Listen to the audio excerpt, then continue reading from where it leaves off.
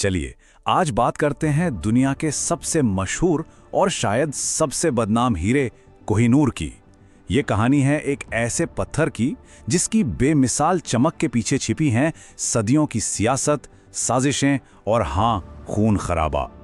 इसका नाम है कोह-ए-नूर। ये एक फारसी लफ्ज है जिसका मतलब होता है प्रकाश का पर्वत। और सच कहूं तो ये नाम इस पर बिल्कुल फिट बैठता है। इसकी चमक और इसका आकार इतना जबरदस्त था कि ये एक पत्थर कम और एक मिथक ज्यादा बन गया। पर इस प्रकाश के पर्वत का एक दूसरा बहुत ही स्याह पहलू भी है। इसकी कहानी सिर्फ खूबसूरती की नहीं बल्कि लड़ाइयों, धोखे और इंसानी लालच की भी है। एक ऐसी कहानी जिसने इसे खून की नदी भी बना दिया। तो सवाल ये उठता है कि आखिर ये सब हुआ कैसे? कैसे दुनिया के सबसे बड़े हीरो में से एक जो भारत के एक खान से निकला आज ब्रिटिश ताज की शान बना हुआ है? आइए इस पूरे सफर को शुरू से समझते हैं। तो इसकी कहानी शुरू होती है 13वीं सदी के भारत से। और जैसे ही ये हीरा मिला ना, ये महज एक पत्थर नहीं रहा, ये बन गया युद्ध में जीती जाने वाली एक बेशकीमती ट्रॉफी। माना जाता है कि ये आंध्र प्रदेश की गोलकोंडा खदानों में मिला था और सबसे पहले ये काकतीय राजवंश के पास था। कहते हैं कि राजा इसकी चमक से इतने हैरान हुए कि उन्होंने इसे अपनी कुल देवी भद्रकाली की मूर्ति की तीसरी आंख बना दिया। और जरा सोचिए, उस वक्त इसका वजन करीब 793 कैरेट था। मतलब आज के हिसाब से भी ये बहुत बड़ा है। और बस यहीं से शुरू हो गया इसके हाथ बदलने का एक लंबा और खूनी सिलसिला। काकतीय राजवंश से इसे खिलजी सेना ने छीन लिया। खिलजियों से ये तुगलकों के पास गया और फिर ग्वालियर के तोमर राजाओं के पास। पैटर्न बिल्कुल साफ था, जो भी जीता हीरा उसका। और आखिर में 1526 में पानीपत की पहली लड़ाई के बाद ये मुगल साम्राज्य के संस्थापक बाबर के हाथों में आया। खुद बाबर भी इसकी कीमत को बखूबी समझता था। उसने अपनी आत्मकथा बाबरनामा में लिखा कि ये हीरा इतना कीमती है कि इसकी कीमत से पूरी दुनिया को एक दिन तक खाना खिलाया जा सकता है। अब सदियों तक तो ये मुगलों की शान बढ़ाता रहा, लेकिन फिर कहानी में एक जबरदस्त मोड़ आया। एक ईरानी हमलावर ने इसे ऐसी चालाकी से हथियाया कि मुगल बादशाह बस देखते ही रह गए। और पता है, इसी घटना ने इस हीरे को इसका मशहूर नाम दिया, कोहिनूर। मुगल साम्राज्य जब अपनी बुलंदी पर था तो कोहिनूर कहाँ था? वो था शाहजहां के मशहूर मयूर सिंहासन यानी पीकॉक थ्रोन के बिल्कुल सिर पर जड़ा हुआ। ये मुगल साम्राज्य की बेपनाह दौलत और ताकत का सबसे बड़ा प्रतीक था।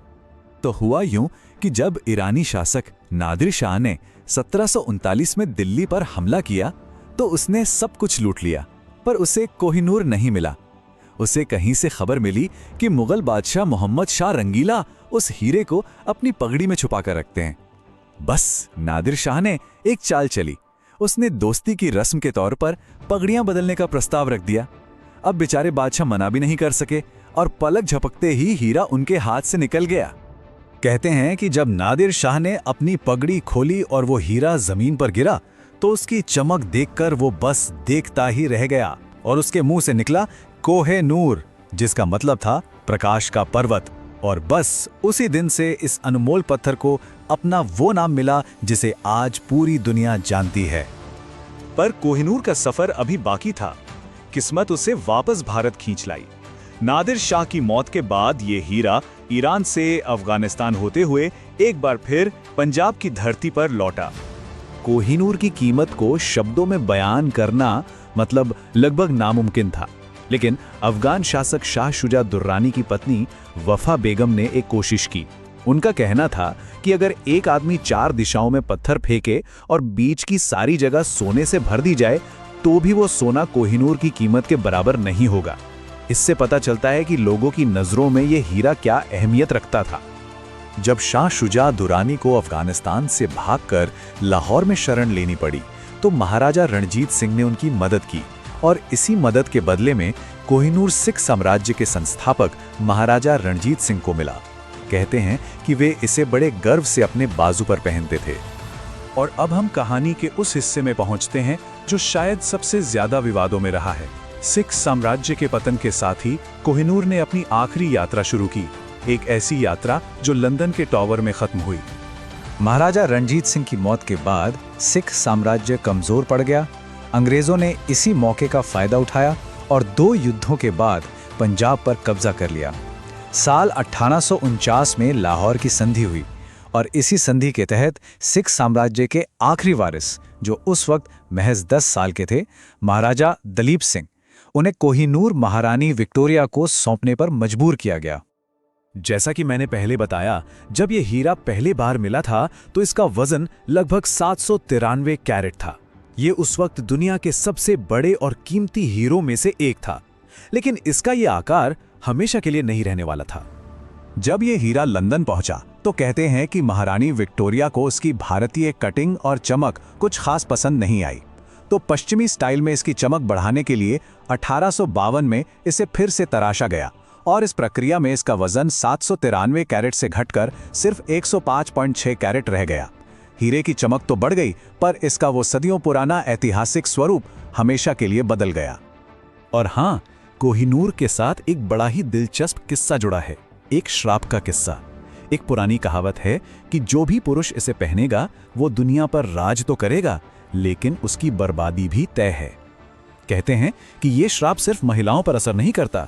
शायद यही वजह है कि ब्रिटेन पहुंचने के बाद इसे सिर्फ महिला शासकों ने ही अपने ताज में पहना है।